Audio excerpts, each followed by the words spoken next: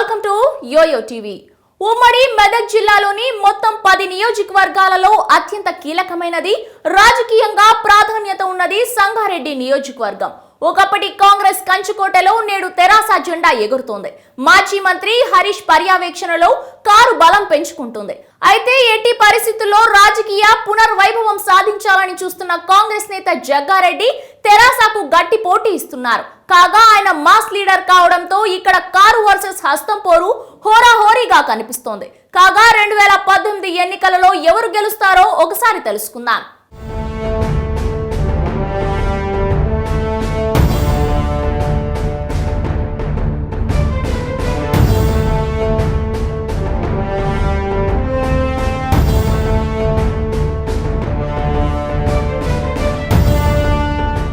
సంగారెడ్డి నియోజకవర్గంలో మొత్తం 2,37,509 ఓటర్లు ఉన్నారు. తెలంగాణలో సెటిలర్స్ ఎక్కువగా ఉన్న నియోజకవర్గాలలో సంగారెడ్డి కూడా ఒకటి.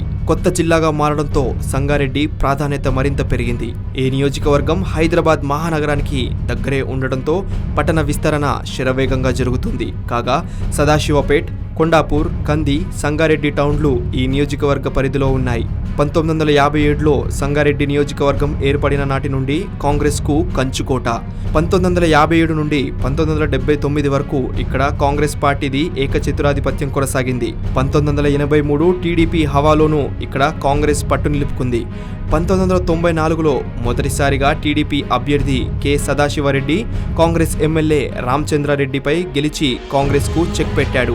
1999 అసెంబ్లీ ఎన్నికల్లో టీడీపీ బీజేపీ ఉమ్మడి అభ్యర్థి సత్యనారాయణ గెలిచారు. 2014లో బలంగా ఉన్న తెలంగాణ సెంటిమెంట్ ముందు జగ్గారెడ్డి హ్యాట్రిక్ ప్రయత్నాలు విఫలమయ్యాయి. టీఆర్ఎస్ తరపున పోటీ చేసిన చింతా ప్రభాకర్ జగ్గారెడ్డిపై గెలుపొందాడు.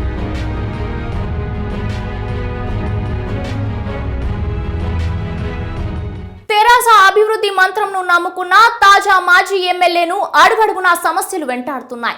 పరిశ్రమల నుండి వచ్చే కాలుష్యాన్ని అసలు పట్టించుకోలేదన్న అసంతృప్తి ఇక్కడి ప్రజల్లో ఉంది.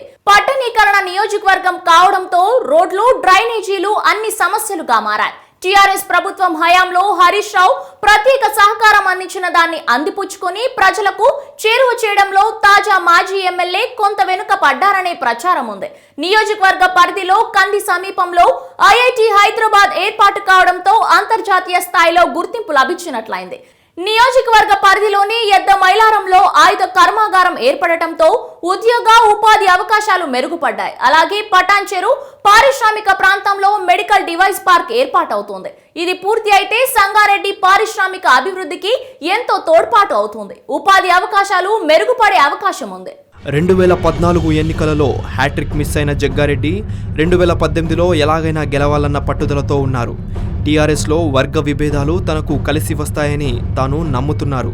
సంగారెడ్డిలో జగ్గారెడ్డి వర్సెస్ ప్రభాకర్కు పోరు మరింత పెరుగుతుంది. అయితే ఇటీవలే జగ్గారెడ్డిపై ఉన్న కేసులు మైనస్ అవుతాయని ఆవేదన చెందుతున్నారు. ఇక్కడ బీజేపీ తరపున కొండాపూర్ మాజీ ఎంపీ దేశపాండే అవకాశం ఇస్తే పోటీ చేసేందుకు సై అంటున్నారు.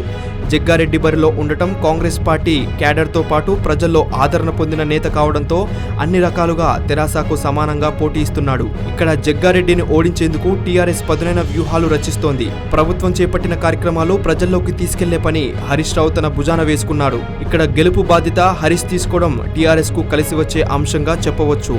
దీంతో ఎన్నికల ప్రచారంలో దూసుకుపోతున్నాడు.